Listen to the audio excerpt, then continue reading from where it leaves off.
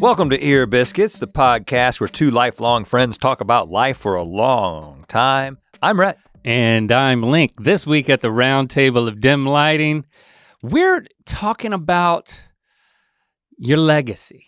What?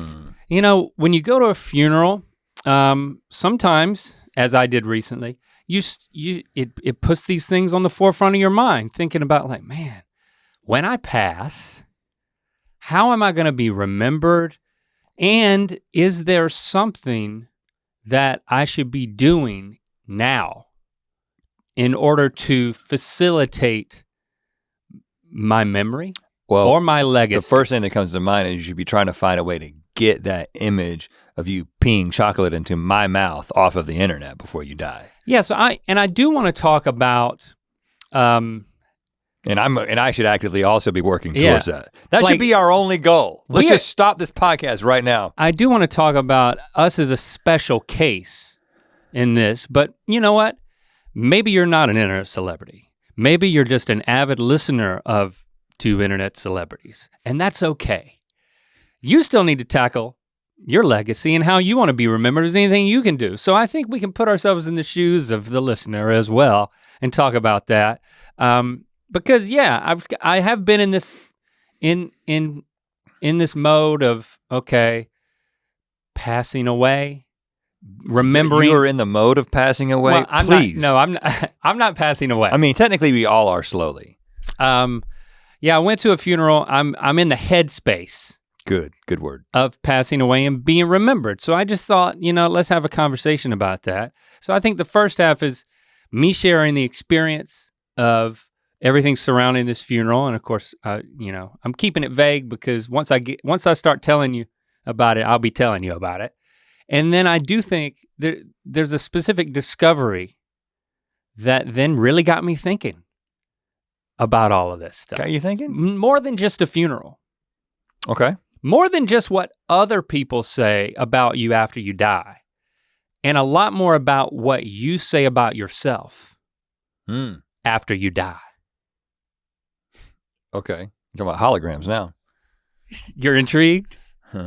See, all this was teaser. Pretty lighthearted teaser. I mean, I guess it's gonna start out kind of heavy. If you don't want to hear about the passing of loved ones and funerals, this is not the episode for you. Or role-playing your own death. I'm not saying that the right way either. Anyway. Proceed. All right, hard left turn into being serious. As you know, I've talked about it, I know you know, but as I've talked about on Ear Biscuits, my mom's husband, Lewis, has not been good for a long time. Of course, right. that was his catchphrase, but then once he suffered a number of strokes about 3 years ago, we never heard him say good anymore. Mm-hmm. And as I believe after I went home in July, I came back and talked about it on an Ear Biscuit, like my whole experience of going home. And if it wasn't that episode, it was another one where I was just really inspired by my mom being so sacrificial in her love for Lewis to take care of him 24/7 as a nurse, as well as a wife and companion for, what went on for 3 years. He had a number of health complications recently, and we were tracking along with Mom, and it was a bit of a surprise when he passed, but it was he had taken a turn, so there were a few days, maybe a week leading up to it. He had some complications from COVID. He had a number of other things going on, but the long and short of it is he did pass away, and I never called Lewis my stepdad because, again, he got married to Mom. You did call him your father-in-law at times. I always called him my father-in-law because I loved him so much. I definitely loved him. And you feel like stepdad is not endearing enough. Yeah, I'm not feeling that term. There should be a term for when your stepdad steps up and becomes your dad. And I think you just call him he dad. didn't become my dad either. Okay. He became, because you were an adult already he when they got became my together. mom's husband. After, and that's how you were always referred to him, my mom's husband. Right. And everybody be like, your stepdad? Right. And that's not to say that I didn't love him and still do love him. And he was a Popeye to my kids, you know, as well as a wonderful, wonderful husband to my mom. I mean, they loved each other. I mean, the reason why, and you know what, they gave people an opportunity to stand up at the funeral and say a little something about Lewis. And I got up and I just, and I have a firsthand account of this, well, a secondhand account because you weren't there. My wife was there. Yeah, that's right. Because my wife happened to be in North Carolina at the time. Which was awesome. Yeah, she was there. I talked to her beforehand. She said Link did great. Just in case you had any doubts about that. Well, I knew there was going to be like a popcorn sharing time, and I knew that I was ready to go first so that to prime the pump for other people to go, because they might not have known and been prepared for it. You know, it's not walk up and go behind the podium and it's talk. Just stand up. Just stand up where you are, because the family just felt like that would give people an opportunity to say something from the heart, but not put anybody on the spot who really needed to prepare no microphones involved. There was a microphone. A passive mic. So I knew that this was going to happen, and so I was ready to kind of prime the pump. So I stood up first and said my little piece, and then other people said their thing, but I did a very calculated, I'm not going to ramble on forever because then other people will feel like they have to do that. And a lot of me getting up, and the main reason I'm getting up is obvious, but a secondary reason I'm getting up is to empower other people to share what's on their heart by not being too long or too perfect or intimidating or anything. I'm just gonna be myself and keep it simple. Okay. But also keep it quick, and that was the one thing that I knew could be a problem. Well, how long did you go? Longer than I wanted, but I mean, I think it ended up being like, it felt like 4 minutes, so it was probably 6 minutes. Probably 7.5. And it could have been 7.5, but like Jesse told you. You did great. I did great. Right. But I was really glad to celebrate he and Mom's relationship and the things that I had already shared with you and shared on this podcast, that it really was a representation of, you know, a fulfillment of the marriage vows they took in sickness and in health, till death do us part. You know, she was there with him. She went above and beyond, not as a wife, but as a nurse, really, to really care for him when she had lost so much of him years ago. I mean, it's been so difficult to see both of them go through this. But I say, you know what? She didn't do it as a fulfillment of her vows. She did it because she loved him. I mean, they had a great relationship. They had a great life together. They enjoyed each other. And it's a beautiful thing that he was, the way he treated her and the companionship they gave each other, he was worthy of the care that she gave him. And that was the way that I wanted to honor him to his family and friends there, was to say, I'm celebrating my mom for what she did in service to him out of love, not out of obligation. And I'm so glad that she had someone in her life that was worthy of that type of care and sacrifice, because Lewis was an awesome guy. He was loved by everybody in the community. That's why other people wanted to say something. Mm-hmm. And so, I mean, the service was really beautiful, and it was a celebration. It made all of us feel very grateful to have had him in our lives. I will also say another note that I got from Jesse about this funeral. I didn't know if you were going to talk about this aspect of it. Uh-huh. We've been to many maybe only Christian funerals in our lives. And I know that this was a Christian funeral and they went to a Methodist church. Yeah. Many of the funerals that we went to growing up, it was much less about the person, and they made it about the people in the audience and about them having to make a decision about Jesus, and it became this very hardcore like gospel presentation. Yeah. And it was kind of like, yeah, he was a great dude, but what about you and where are you gonna spend eternity? And we always felt like it wasn't a real funeral if the pastor didn't take that hard turn into a gospel presentation. Yeah. And I was happy, the current Rhett, not maybe the old Rhett, but the current Rhett was very happy to hear that while, obviously it was a Christian message, but it was really a celebration of his life and remembering him. It was, I believe it was honoring to God and honoring to his faith. But it was also honoring to his life, and it wasn't putting the congregation on the spot in any way, which can feel kind of cringy. Yeah. So yeah, it really was a beautiful service. Exploiting someone's death for the sake of an agenda. I'll get off my soapbox, but I'm just happy to hear that didn't happen. Pastor did a great job, and everybody else who talked, including me, apparently. Yeah, Lee did great. The pastor did great. I mean, come to think of it, she didn't say anybody didn't do great. So. Yeah, everybody did great, right? That's not really what it was about, but sure. But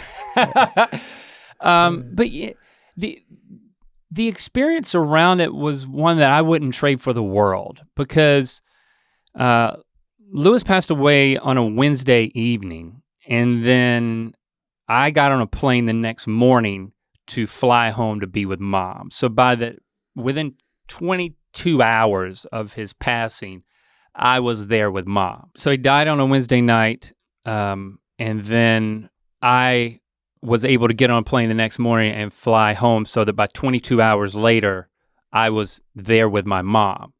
And we actually had plans to, like, as a family, we had already made plans a long time ago to come into town the following weekend for Britton's wedding, which was like basically in the next town over, in Sanford. So we were like, okay, we all need to be here for the funeral. We may not be able to make the wedding, but it worked out, and with the family and the funeral home and everything, to push the funeral to the following Thursday. So he died on a Wednesday, I arrived the next day. 1 week later is when we scheduled the funeral, so that my family could come into town, go to the funeral, and then stay through the wedding, as opposed to missing the wedding, because we couldn't do both if it was earlier, because they would be in jeopardy of missing too much school.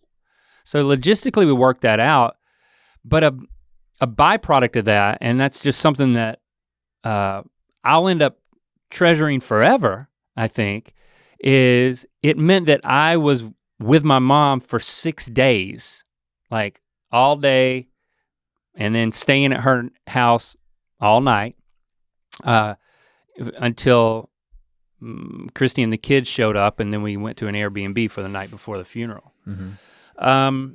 And that turned out to be, it was great to be able to be there for Mom and for it not to be something that was rushed. It's like, when a loved one dies across the country, it's like, well, you go out there, but then you got to get back to your life, and you can't keep doing a lot of your work, and so you got to go back, versus like if you're in town, you can show up and leave. And with us being over here, it's just one of those times where it really hurts to not be there, because you can't be there for the people that you love the most. So it was nice that it worked out. And it was actually easier because it was that same week is the week that you were on that trip with Locke. So the same time that you were doing that, that's why Jesse was there, but you weren't there. If anybody's wondering that. And it made it easier logistically. Our shooting schedule was kind of cleared. And it ended up, so I really felt released from my work in a way that I think I would have made the right decision to be with Mom anyway, maybe that whole time. But I just felt more I didn't have the pressure of like, okay, there's so much that runs through the two of us. I always get scared when it's like, to do the right thing, it's gonna make things really hard back here for work.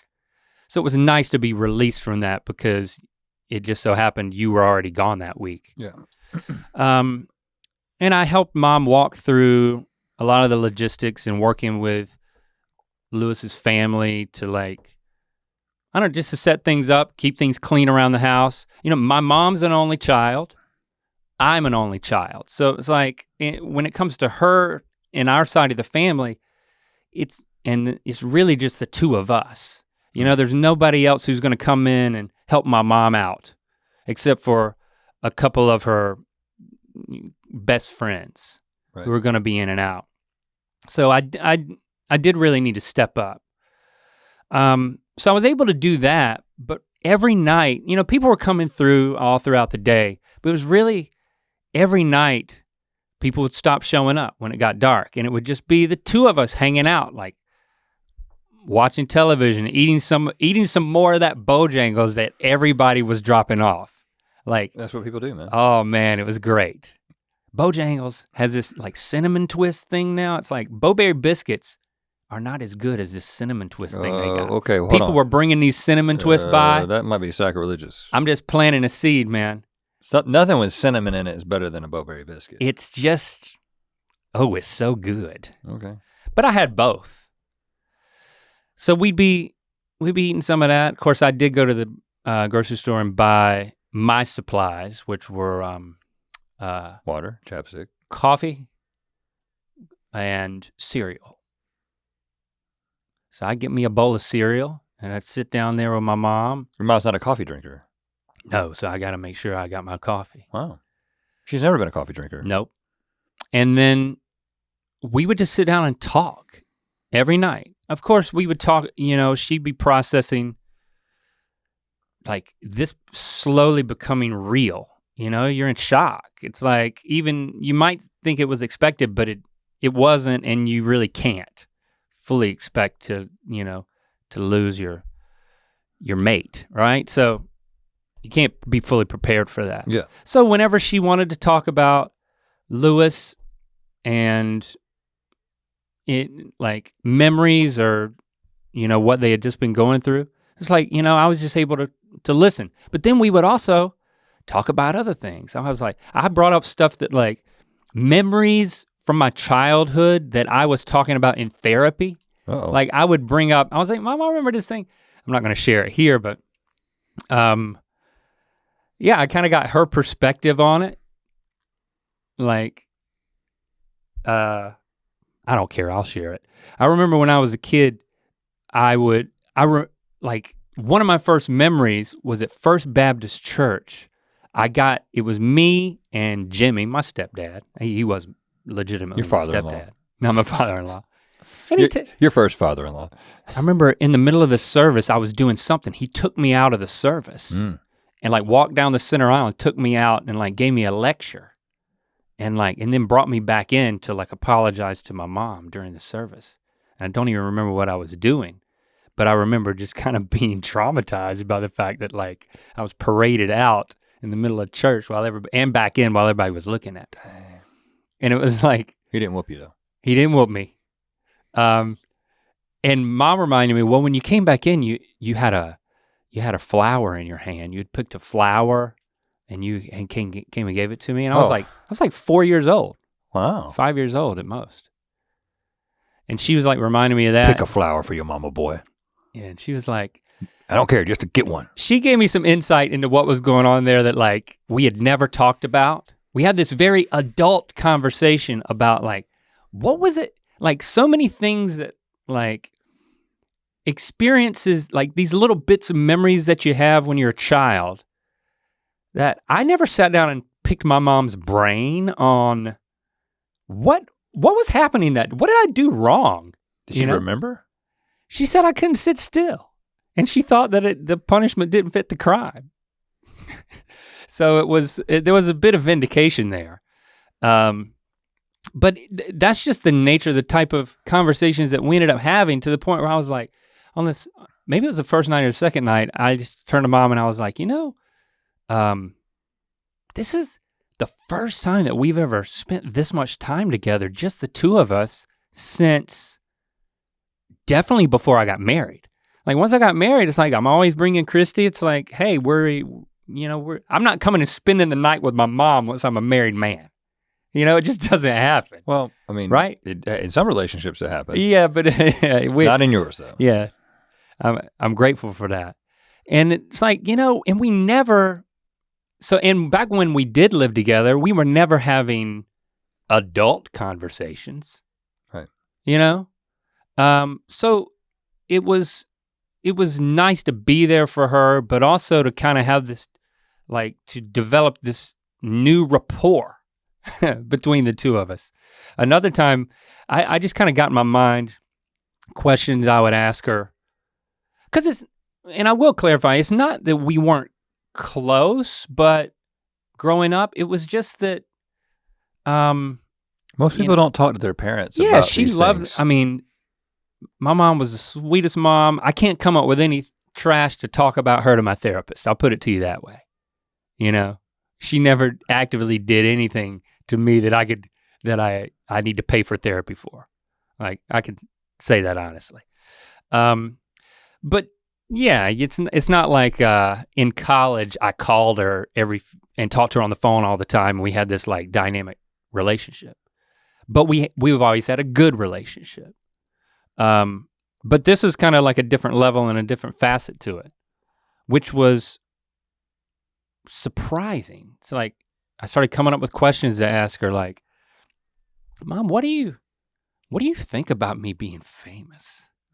Just to kind of get a kick out of how she was like, why are you asking me that? She's like getting paranoid, like, well, what, do you think I'm not proud of you? I'm like, no, I know you're proud of me. It's just like, do you?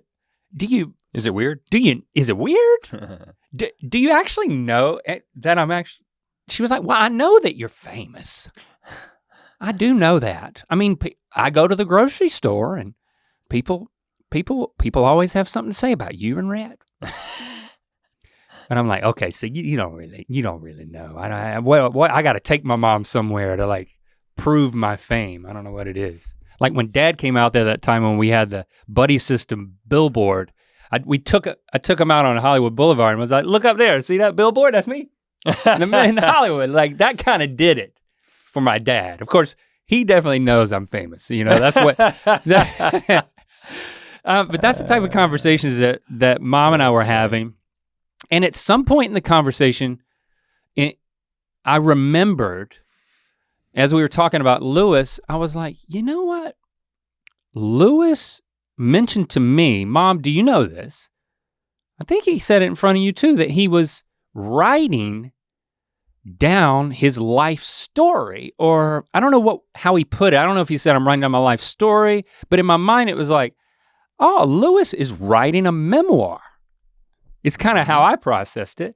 And she was like, yes, I would give him such a hard time about that. Oh, really? He said I'm gonna write a book.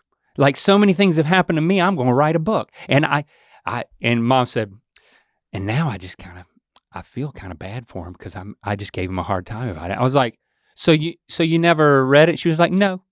And it was like, but the way that Lewis talked about what he wrote was, or that what he was writing was, I'm just writing down some stories from, I got these stories, things that happened to me. I'm writing them down. Mm-hmm.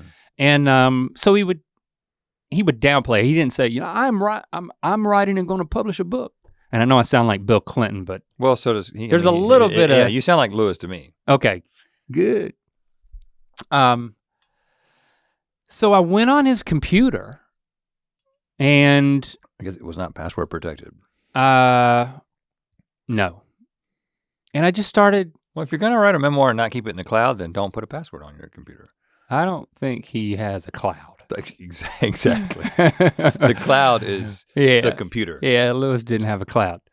I remember at the time, and this was maybe a couple of years ago that he mentioned this, that I was thinking, wow, if he's really following through with this, and he seems serious about it, this is something that one day when he does pass, this will be a nice thing to have. Maybe he's writing it for his kids, or, I haven't read it and he didn't say who he was writing it for, but like that thought entered my mind and kind of stuck in there, and then it popped back in, and I was like, oh man, yeah, he's been working on this thing.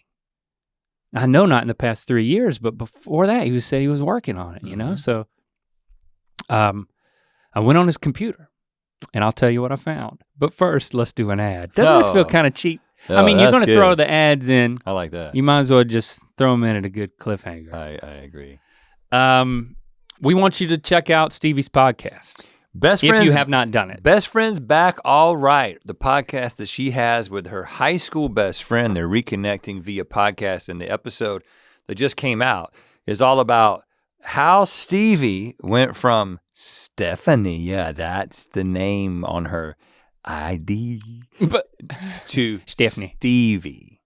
So there was a point in her high school where she went from Stephanie to Stevie, and she talks about that. And Nagin talks about what it's like to grow up with a name like Nagin in a place like Greensboro. Yeah, so it's an episode all about them processing their identity in high school and reprocessing it now as part of them reprocessing and rekindling their friendship. So check it out if you like that, if you like early 2000s nostalgia. If you like voices other than ours, they've got two great voices. Yeah, they do. Check it out. Best Friends Back All Right, wherever you get your podcast. Mm-hmm. All right. So I'm looking on his desktop. How do you search for this? Well, first of all, it's a Windows machine, and I'm like, oh my gosh, what do I do? It's like, look on the desktop for just stuff that he's thrown there. Memoir, I don't know. And somehow I found what I call a finder, the Explorer window, the File Explorer. I haven't used Windows in so long. And I searched by date edited because I thought it might be one of the last things. It was an ongoing thing he worked on. Maybe one of the last things he worked on. And I'm looking at all the file names, and it's stuff like coaching tips. And then there'd be things that, instead of naming it, it would be like the first word of the document, like a lot of Word documents where it would be like, don't quit until, or some, and it would be like the start of inspirational quotes would be the names of these files. Because he was a coach for a really long time. Yes. And I started opening opening a pretty these. Successful coach in several sports, right? Yeah, and I've got proof of that I'll get to in a second. But yeah, he would, as a very committed basketball coach, he coached other things too, but like, he I would start opening these things, and it would be quotes, inspirational quotes. And at first I thought he was searching the internet for inspirational quotes and putting them in Word documents. But what he was doing was pulling from his memory of coaching and working under other coaches and being so committed to the craft of coaching that he had all these pithy inspirational sayings that then he would from memory just start writing them down in Word documents. And then he would write things like, he would write his own name, and then he would write, like, what's it called? Like an anagram? An acrostic, not an anagram. He didn't worship Satan. That's pentagram, but. Pentagram. Yeah, so like he did all these Word document-esque inspirational coaching exercises. With his own name? He even did his own name. Wow, do you remember that one? I'll have to look it up. That's awesome. I know, it just says a lot about who he was as a person, that he was just like putting down to paper all of these things that like he would say on the basketball court to his teams and stuff, Lovely, excellent, wonderful, intelligent, and swell. That's Lewis. I didn't email that one to myself. And then I came to one that was called Timeline. Time space line. Not timeline, 2 words, timeline. I said, this might be it, and I opened it up.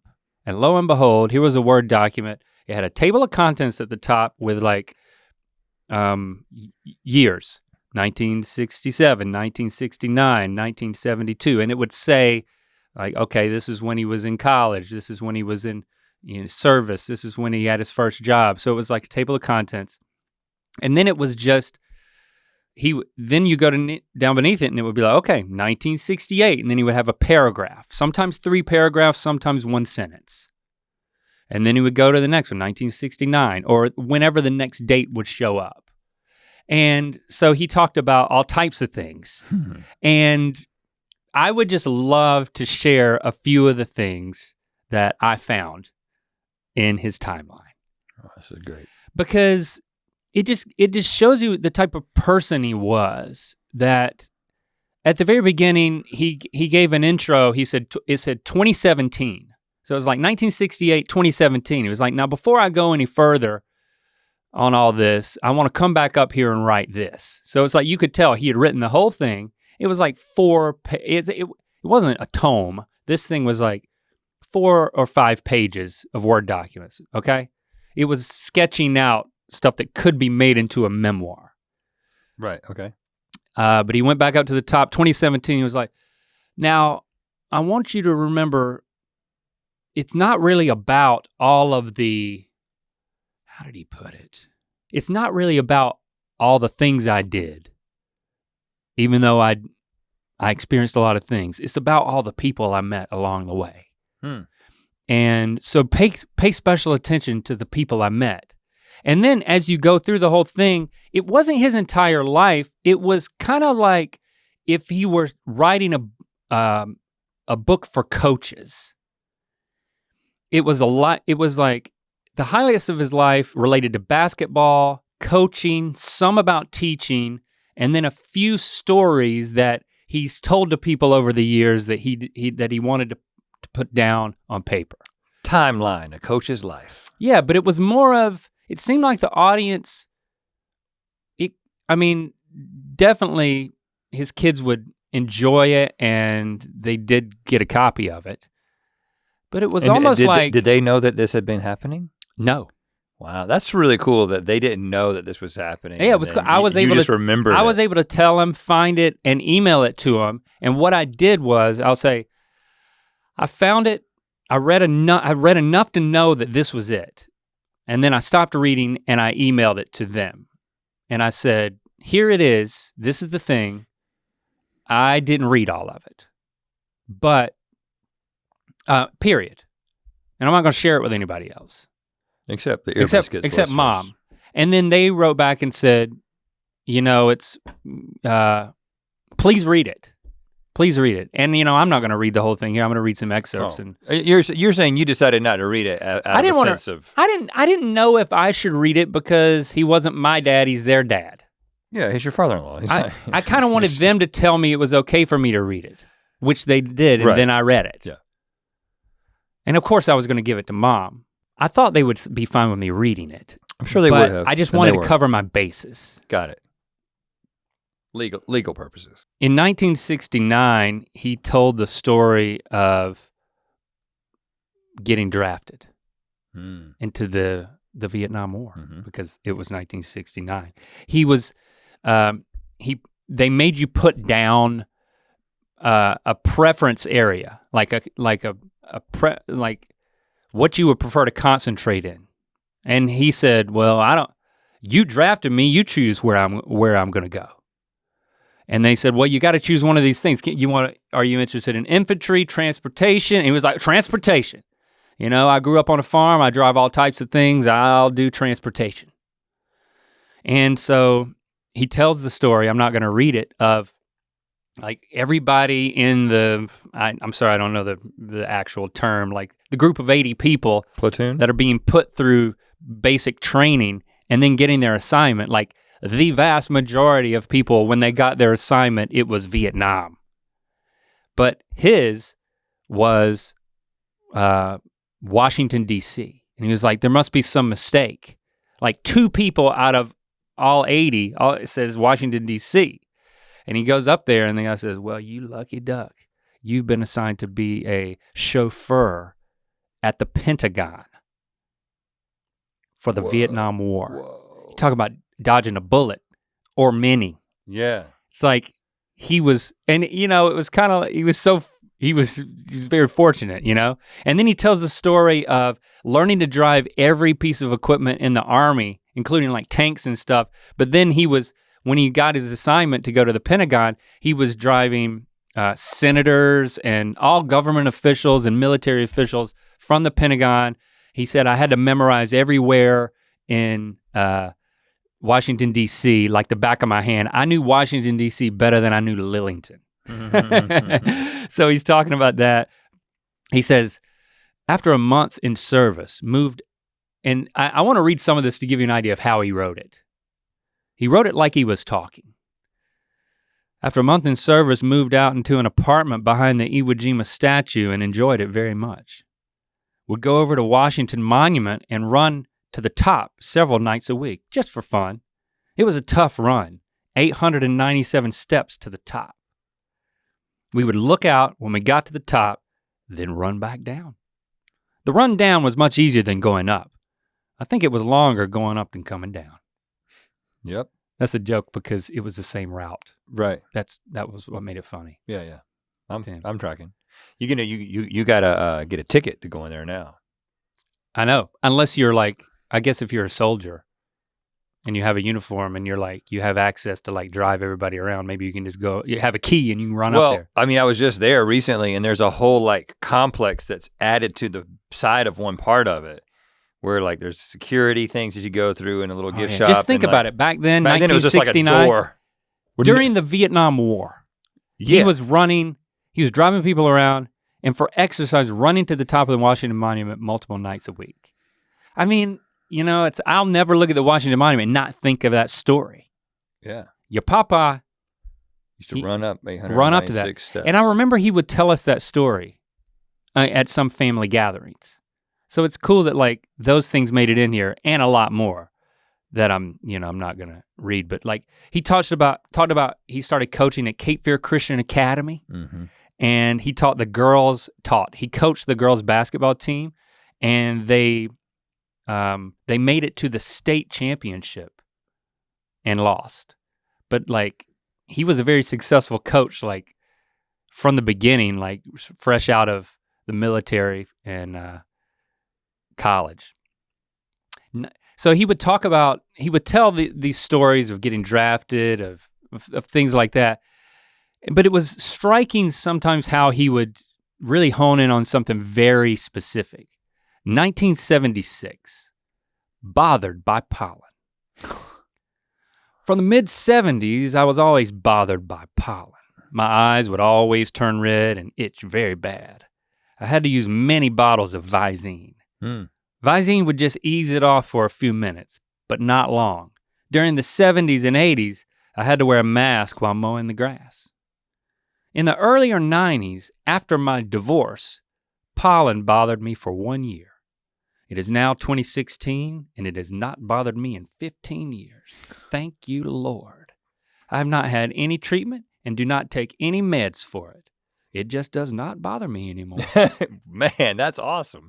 I know, it's like bothered by pollen. Yeah, he was like, this is just a strange, this is his way of saying, this is an inexplicable, potentially metaphysical or spiritual thing that happened to me. Was I cured of pollen? I would like to know, because you know me, I go through a lot of eye drops. Just to be on camera, I've got to put in eye drops or else everybody thinks I'm high. Well, it's maybe just need to get a divorce. I mean, let's read between the lines here. Baby, I love you, but we're getting divorced because I'm bothered by pollen. That's the only reason. We can stay together. We just need to legally divorce because that might be the key. 1982. Taught math in prison for 12 years. What? He took a job through Central Carolina Community College. I know you love CCCC. They asked him to substitute teach at the Harnett County Correctional Center, AKA the prison. Yep. And so he said, I started and I I quite liked it. So I just kept teaching there for 12 years. He writes, what's the difference between an inmate and an outmate? The outmate is a person that has not been caught yet. Wow. The students have sports just like we do out of prison. Because he taught younger kids and then he taught adults in the prison. So when he talks about the students, he's talking about all prisoners. The students have sports just like we do out of prison. I had a student that was the weightlifting champion for all of the eastern region of the US. A prison weightlifting champion? He was weightlifting champion before he was in prison. Oh. So this is a huge guy. I had him for 2 semesters. After the 2 semesters, he was back on the yard. Every morning as I came across the prison yard, he would meet me and ask, how's everything going? Some mornings, he would ask me if anyone was giving me any trouble. After a year or so, I asked him one morning, why do you ask me that question about every morning? He quickly answered me, Mr. Cummings, I don't want anyone to give you any trouble or a difficult time. You were fair to all of us while in school, and you deserve the same. If anyone gives you any trouble, you tell me, and I will take care of them at night when they are not in school. They won't bother you anymore. Wow. Sounds like he's saying, hey, just if somebody's bothering you, I'll kill him. Yeah, that's what I'm understanding from it. He says, so I was looked after in ways I didn't even know. He never told me until I asked why. He asked me almost every morning, is anyone causing any trouble? Like the way he'd write down a story. Just to tie a bow on it. Just to tie a bow on it. Just in case you lost track. He didn't let, it wasn't like he had these experiences. The way that he tells them is so approachable. It's so true to who he was. I can hear him saying these things, like I said, these stories, some of them he would tell us and he wrote them down how he would tell them. It wasn't like, I gotta make this I gotta make this into more than it is. I gotta make this memoirable. It wasn't about the writing of it. It was about the experience of it. Yeah. And I love the fact that nothing got in the way of him sitting down at his computer and writing this stuff down. And it's such a treasure. He kept going. And yes, working with prisons was different, but it's that way in real life. People are all very different. Some inmates and some outmates. You have to learn to work with all kinds of people in real life. It may be in school, job, church, community work, recreation, factory, etc. And I had the opportunity to work with private school kids, public school kids, parents, coaches, administration, and prisoners. Youth prisons for 3 years and adult prisons for 9 years. Lots of great experiences and worked with great friends, staff, and students. It's like, he had wisdom to share, and it didn't have to be, it didn't have to be souped up. Yeah. I just love the fact that it captured this down to earth wisdom that he had, and the fact that he was so good hearted. Mm-hmm. Every time you saw him, he had a story to tell, he had a smile on his face, it was like he was a special guy. Yeah. And he and mom were such a pair. Like that's the thing that like mom and I were able to talk about and remembering. Because what I didn't tell you was my mom said, can you print that off for me? And I'm like, well, your printer doesn't work. And I'm not about to start becoming your IT guy. That's not the main thing I'm here for. But what I will do, Mom, is I'll read it to you. So I started reading it, and like we read through the whole thing. Like I read it out loud to her. She was like, this is kind of like a bedtime story. And we got to talking about everything that I was reading that we couldn't get through all of it in one night. And I had to stop, and I was like, Mom, it's getting late. You're gonna have to go to bed. And she was like, no, it's just like putting a kid to bed. That's great. And so then the next night she was like, it got to be like 7:30, and she was like, you gonna read some more to me? We gotta pick up where you left off last night. And I was like, well, I gotta charge my phone first because we don't want it to die in the middle of it. And she was like, she had to wait like 30 minutes. She was so excited. Couldn't plug it in? Couldn't plug it in. I didn't. I was kind of wanted to mess with her. I was like, we got to wait until it charges, Mom.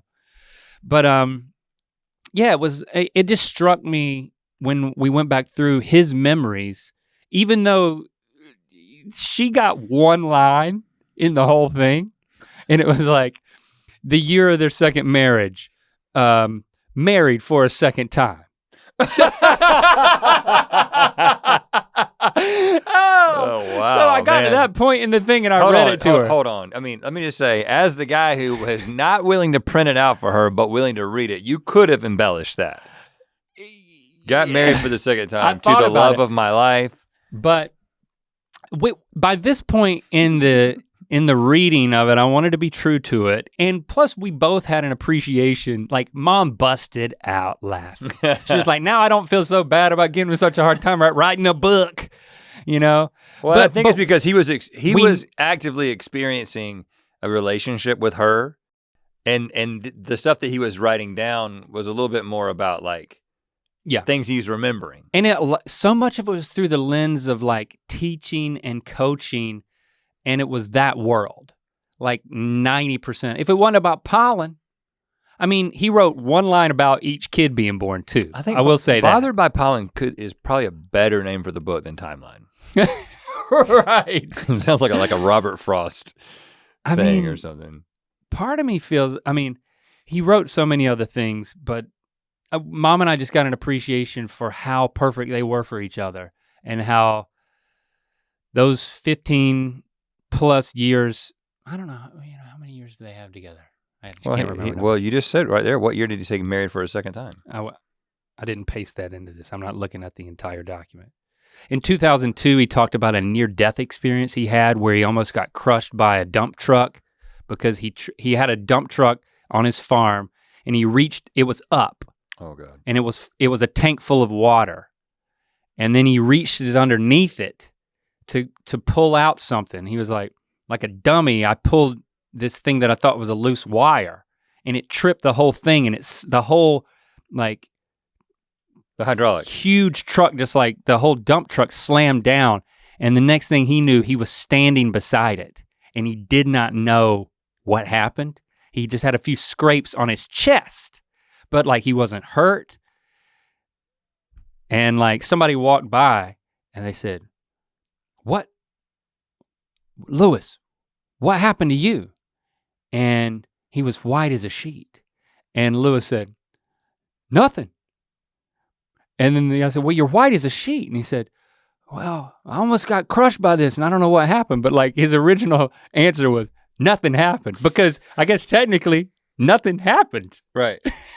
But he talks about that near-death experience. But that doesn't coincide when he stopped being bothered by pollen. Nope. It's like that was 10 years later. Yeah, and then in 2010, he talked about how he was diagnosed with polycythemia vera, which is like your body makes too much blood, so he had to go to the doctor and just leak a pint of blood every month or so.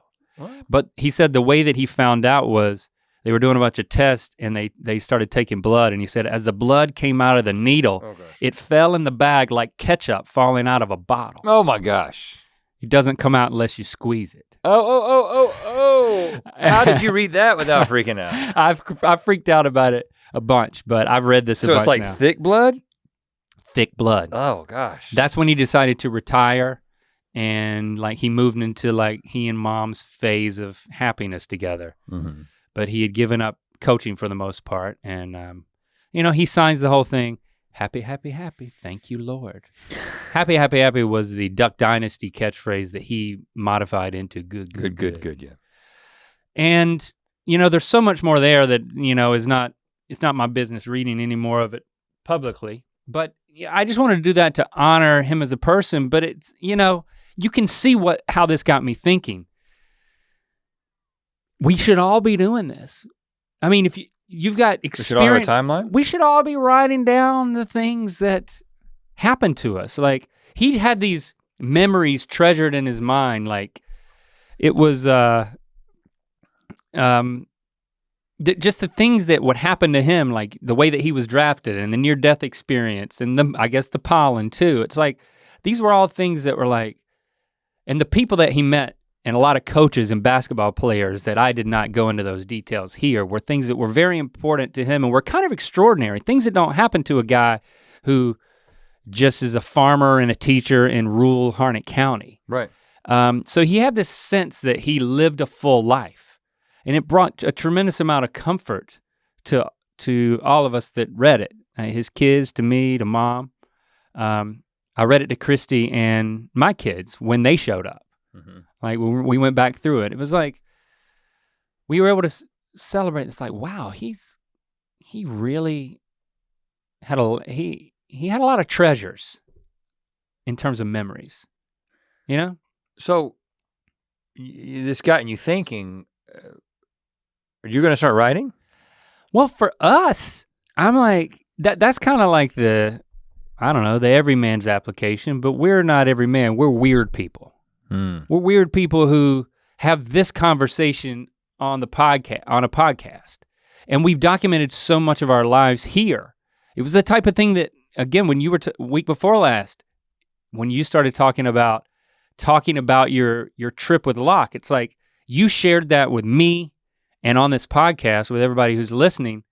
You're also sharing it with people who would care to listen after you're gone.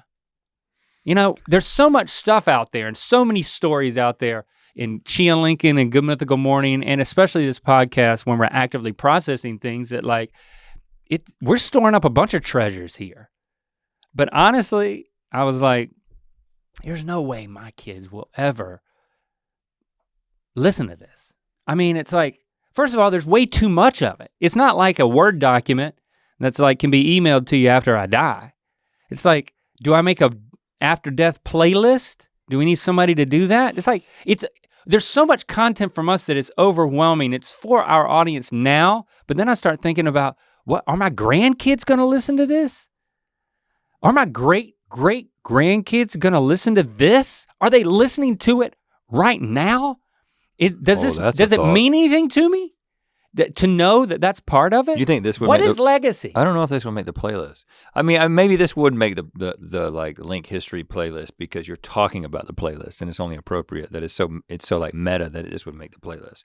So that means I'm on the playlist. So welcome to Link's life history playlist. You're in so much of it. People are kind of annoyed. I'm sorry.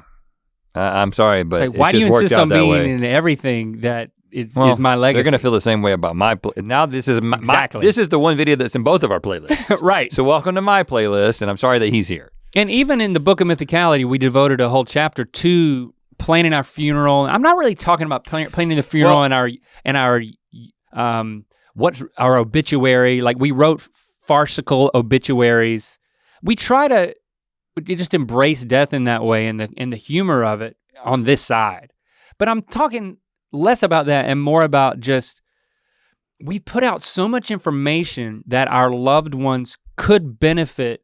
They can know us through all of this, but it's so much that I honestly don't think, it's just too intimidating. Well, it's too much. Then it becomes nothing. Well, I don't necessarily agree with that. It makes me think a couple of things. One is that, and we can come back to this in a second. I just want to throw this out there because the first thing I think of is, what is the motivation for a legacy? Like, what is that related to, right? What are we actually trying to accomplish? Second thing is, I have thought about this aspect of my kids, my grandkids, just how people remember me. You know, I tend, of course, and most people who are in entertainment tend to think this to some degree, but we tend to think that what we have to say is important. You know, we're narcissistic enough to not maybe get diagnosed as a narcissist, but narcissistic enough to feel like we could have a podcast and a show and a so-and-so and what we're saying. But I don't think it's important. I think it's entertaining and engaging. Well, but connecting. But I guess what I'm getting at is, so I have journaled at different rates on and off for years. Yeah. But as we have transitioned more into this podcast being so full of self-disclosure and sort of story summary and that kind of thing, and also the stuff that we've done on Good Mythical Morning over the years, the frequency and the detail of journaling has gone way down. There was a point in my life when I would start writing in a journal entry, and I was definitely writing it as if someone was going to find it someday. Like I'm thinking about my grammar, and I'm thinking about sounding smart and eloquent and sounding like a good writer. And that has really gone away. And also, with something like the trip that I took with Locke, that now I was able to sit down within a week of getting back, write down all the little things that stand out in my mind as being compelling to remember and to talk about. And then I talked about them for an hour and a half or however long that podcast was. And so now I've kind of put it out there, and if I wanted to re-access it at some point to remember because there's a little bit of this, like, I'm never going to remember it as precisely as I did a week after it happened and when I told the story. So you think about it in terms of personal recall. You're never going to re-listen to it. That's one aspect. It's just one aspect of it. But you honestly don't think you're ever going to re-listen to it, right? No, but I think that Locke will, right? The idea that, I think there are certain pieces where it's like, okay, after I'm gone, Locke will listen to those 2 podcasts of the 2 road trips that we had in the span of 4 months. Does he know they exist though? Yeah, he knows they exist. Okay. I don't know if he listens to them now. He's an 18-year-old kid who's got a bunch of stuff going on. He's like, my dad makes stuff. Yeah, but he will, right? He will at some point, either when I'm old or when I'm gone. Oh. You know what I'm saying? So I do think about that, but I kind of feel like we've got it covered in one sense. Now, to answer your question about the logistics of it, you're probably, if you're interested in this, if you're like legitimately interested in somebody doing this, I do think it's like a paid intern working for literally months to take everything that you've ever said about yourself and put it into like a playlist or edit it together. Yes, I think that could be a worthy exercise if you want to like catalog your life because you've talked about so much of your life, and then they would probably get one intern to do both of us. But so I do think the only way, it's just so intimidating, is to like have a curated guide to Link's dead and you want to be sad about it, but you want to also be happy about it, and you want like I think a sampling is enough. Sampling is. I mean, I think you get. I mean, we kind of say the same types of things over and like over a guy, again. It's like, oh yeah, some funny things happened. I don't think to me, it's like there's one thing that's like the process of mourning and letting go, but celebrating and hanging on to who, like in this case, who Lewis was as a person, who he was to me, who he was to Mom, who he was to students and prisoners, and it really coalesced in my brain. Like everything kind of came together.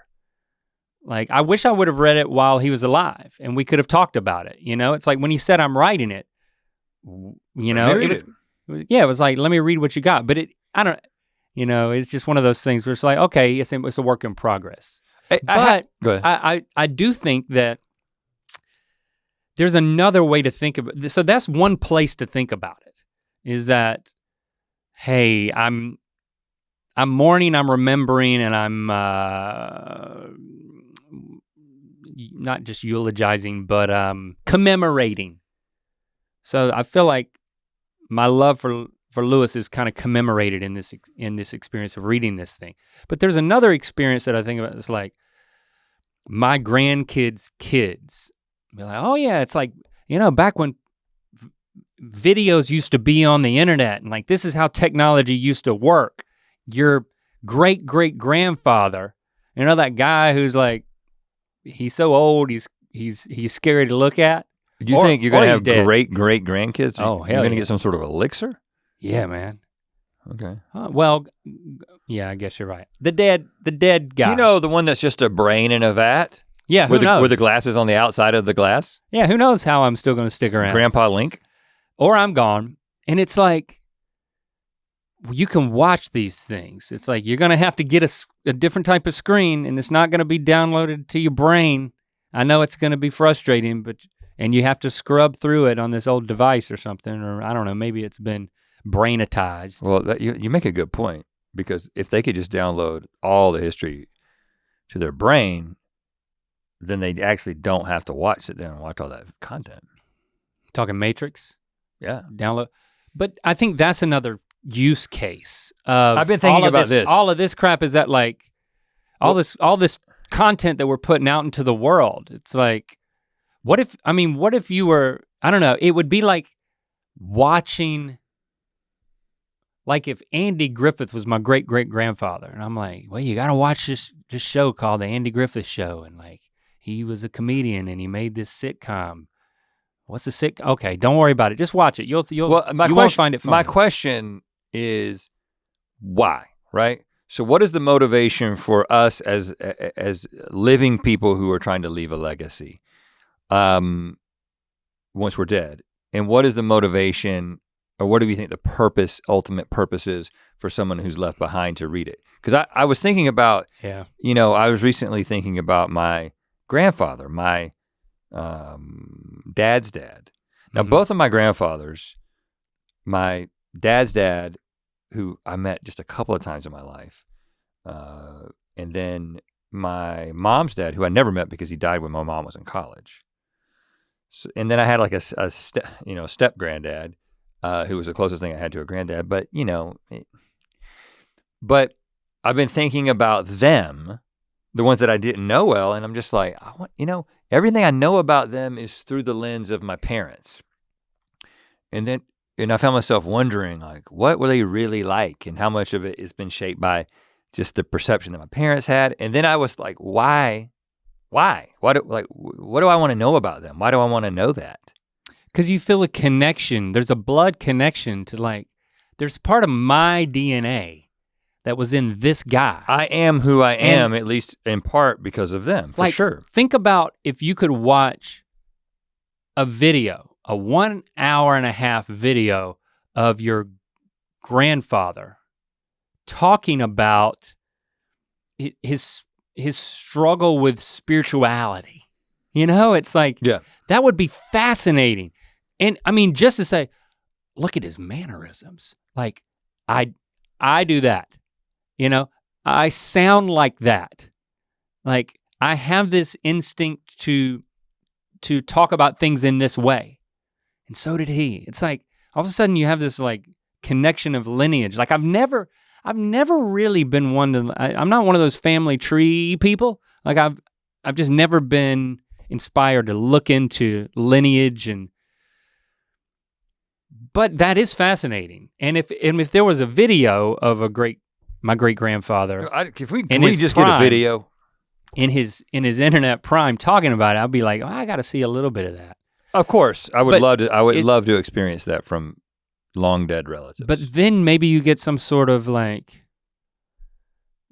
insight, because there's wisdom. To me, it's like, is there wisdom that could be passed down a few more generations because so much has been recorded of us? I would hope so, especially on Ear Biscuits. But there's also a lot of us cutting a fool that's like, would just be a trip to watch. Found this funny? It's like, what? Yeah, people find it funny, but some people did. There's a lot of people didn't. Like all of the stuff that we eat on Good Mythical Morning is like, it's a preservation of pop culture. In a way that there's few, there's other videos that got it, but like in terms of like a complete catalog of like pop culture, especially when it comes to food, like snacks. Think about like, we go on eBay and get all these old discontinued snacks and eat them from, decades ago.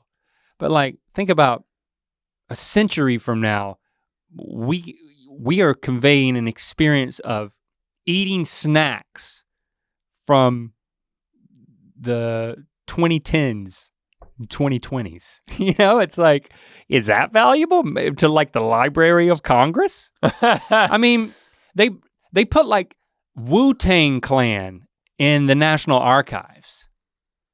Like, I kind of feel like maybe one day we'll be in. Okay, but here's my question. We'll be in the GMM will be in the National Archives. But, you know.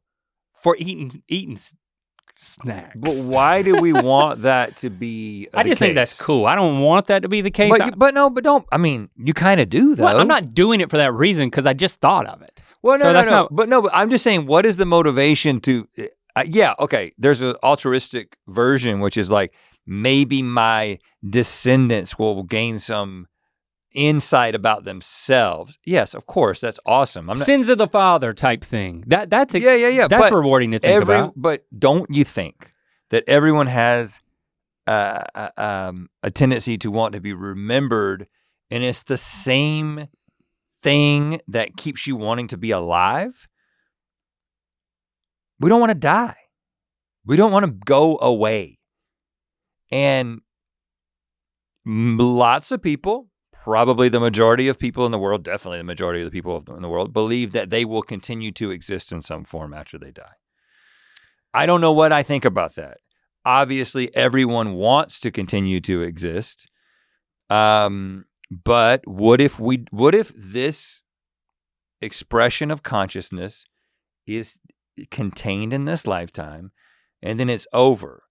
First of all, there won't be any ego post-death to appreciate or relish in the fact that you are being remembered. You know, Locke and I had this interesting conversation on our road trip. Now that I think about it, that is strangely related to this. Because he essentially asked the question, I don't remember the specifics, but it was, you know, would you, if you could choose, like your life is going to be great and you're going to get to do the things that you want to do and accomplish the things that you want to accomplish and live a long life, but like 5 years after you die, your reputation is going to be ruined because they find something out about you, even if it didn't happen. But just like, let's just say that somebody says something about you that wasn't true, but your name, post-death smear campaign, your name becomes associated with just like, oh, we don't talk about grandpa because of so-and-so. Okay. And Locke was like, would you? Or what? I mean, I'm just saying, like, if somebody came to you right now and said, you can have what you want, you can have health and life and but the trade-off success, but just so you know, 5 years after you die. Okay, yeah, I got it. I'll tell you what I said after you. My knee-jerk reaction is I would go for it. I just feel like that the reputation is overrated. I'm just concerned about how it might impact my progeny's opportunity. Well, that's what I told him. I said, the first thing that comes to mind is I don't want your life and Shepard's life and your mom's life to suck because you're a smear campaign. Yeah. But if you remove that, so let's just say it's 5 generations later, your name is going to be synonymous with like something crazy, hateful, or just whatever. How does it make you feel? Like Locke was like, I don't care because I won't have the ability to care. But really, if you could choose, and let's say nobody that currently you love and know is going to be affected, but 5 generations from now, are you really telling me that you don't care about your name being smeared? I have to know, what am I choosing against? You got to tell, I mean, like just a crappy life, a horrible life? No, I'm changing the scenario now and saying that I come to you and I say 5 years from now, 5 generations from now, after you're dead, either your name's gonna be remembered for what you did, or there's gonna be a smear campaign. You're obviously gonna choose what you did, but why? Why do you care? Because one thing is like, do you care? Because I only have something to gain, I guess is my point. But what do you have to gain? Yeah. You won't exist. The knowledge now that I won't be smeared 5 generations from now. Right, but even when I think about things like, I don't want to die naked or something, you know what I'm saying? Like, I don't want to die in an embarrassing way. Like when you think about, oh man, if I die and I'm wearing this pair of underwear that I just took a crap in or something, there's a part of me that's like my ego feels like it's trying to reach past my existence. Okay. You know, and so I say all that to make the point, to come back to what we're talking about, which is it's difficult for me to separate that tendency from my ego to want to live beyond my consciousness from my desire to leave a legacy, because it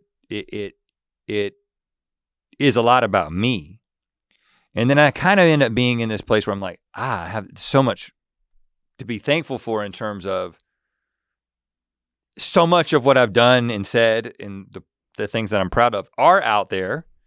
And I don't really have to think about this. Like I don't have to think about what my memoir would be because it's kind of already being written. I don't. So it sort of takes care of itself. For me, I get excited about my great-grandkids who would never know me or know me as this old guy who might be an invalid or something, or great-grandkids who will never know me, being able to know me in a sense and say, you know what, I could have been friends with that guy. I don't know, it just warms my heart a little bit. And I think there's legitimacy in that. Yeah, it's like so I don't think about like on a societal level, like I know that we're doing good work. I know it has a positive impact on people. And when I say it, I do start to think, and I guess get excited about that, like, you know, some people would still have this taste for it, you know, generations from now, you're probably right. They would watch Good Mythical Morning and like say, you found this funny? You found this entertaining? But maybe that's not true. I could sit down and watch the Andy Griffith Show and right now and my heart could be warmed by that. You know, so that does make me happy. But in terms of like, I guess now I'm in such a familial zone, you know, with coming off the funeral and everything. I'm thinking a number of things, which is like, I'm thinking more about dying than living forever. You know, like death with dignity type thing. I started to have those type of thoughts. But also, people who, like generations, like family members, being able to have some connection with me and gain some wisdom from me that like I would just hope that they could glean somehow through the reading between the lines of this podcast. And I don't think there's not, I completely agree. And I don't think there's anything wrong with that. And I'm not trying to say that the element of ego that is in what you just said as well is a bad thing. We can't help that. I mean, sure. The fact that we want to leave a legacy that is positive is a good thing that's built into the human psyche. Because if it wasn't, then you would do some crazy shit right at the end of your life just because, you know what I'm saying? Like, we actually want to die. Most people want to die well, want to leave a legacy. And I think that because you have the ability to think about the future benefit that someone else will receive, and even if it makes you feel good because, oh, I'm proud of that I could leave a legacy that they will benefit from. I don't think there's anything wrong with that. It's just those are the things that come to mind when I think about, you know, that can be taken too far. There's like an unhealthy level of that when you're like so concerned about what you're doing and how people will remember you in ways that, you know, it's the old adage, you can't take anything with you, you know? I've never seen a hearse with a U-Haul attached to it. You can't take anything with you, but you can leave a lot. Oh. You know what I'm saying? I've heard that before. Who told you that? Not you. But I also like the idea of, okay, when I die, I would love to know that there are still some mythical beasts out there who are active enough. Who know? Hopefully, I'll die a long time from now, so it'll be surprising that there's like active mythical beasts who are like putting together a, you know, just like a montage. Well, people still watch like Golden Girl. I just want to, you know, People still watch Golden Girls for like comfort. I have to believe that somebody out there is gonna watch GMM for comfort. But I believe that there will be fan montages that will be passed around on whatever version of the internet exists in the future, hopefully the distant future, after I pass. And the sadness that they experience in me being gone will be overwhelmed and eclipsed by the comfort in knowing that I lived my life to the fullest, and they connected with it. I agree. I wholeheartedly agree. It does feel good to know that will happen. But one interesting thing, here's a closing thought that might make this all very unsettling for you, is that our legacies are linked. Is inextricable? Is that a word? Yeah, whoever doesn't die first. So like if I die and you live on and you do something that is, if you just tarnish your legacy, you tarnish my legacy, because people can't, and how do we solve this in the Book of Mythicality by when you read the obituaries, you realize that one of us inadvertently killed the other one through like some strange turn of events. That was a fun chapter, but that's how we solved it. But that's an interesting thing, is that so much of what people experience from you and what your great-grandkids experience, it's like they are forced to experience me as well, and we basically have that responsibility for one another. Whoever dies first, you got to to make the playlist. Well, to hire an intern to make the playlist, yes. But what I'm saying is to make sure that the legacy is not tarnished. I'm saying, and I'm taller, so I'm probably gonna die first. So this is probably on you. Okay, yeah, I'm not worried about it. That's my worry. That's my worry. Sorry. Like, if I'm not present. Yeah, man. And like, maybe there's a live stream at some point. Now you know how Christy feels every day when I come to work. Like 30 years from now, something comes out What's wrong. What's he gonna do at work today? On a live stream, and you tarnish our legacy, and I'm just like, I'm up there in heaven. Damn it, I can't do anything about this. Oh, but you're watching it. Yeah, I'm watching it on Link TV. You're seeing all of it. So write your own timeline. If you want to, if you were inspired to do so. Bothered by pollen. Let us know about your experience with pollen. #earbiscuits. No, what does this make you think of? How are you processing this? Is it making you cringe? Is it giving you ideas? I really don't know. That's why #earbiscuits exists. And why do you want to leave a legacy? What kind of legacy do you want to leave, and why? Oh gosh, we got deep. There's got to be more of these podcasts. #earbiscuits. Do you have a rec? I do have a rec. Not related to anything. Switch it up. I'm going to recommend a hot sauce. Okay, it's a hot sauce that I've been putting on multiple things. This is exciting. This is different. It is Marie Sharp's. Now she has a whole lot of different stuff. The original hot sauce, which is pretty daggum hot. It is from Belize, and it is habanero, and in Belize they add carrots to the hot sauce, which gives it a really good flavor.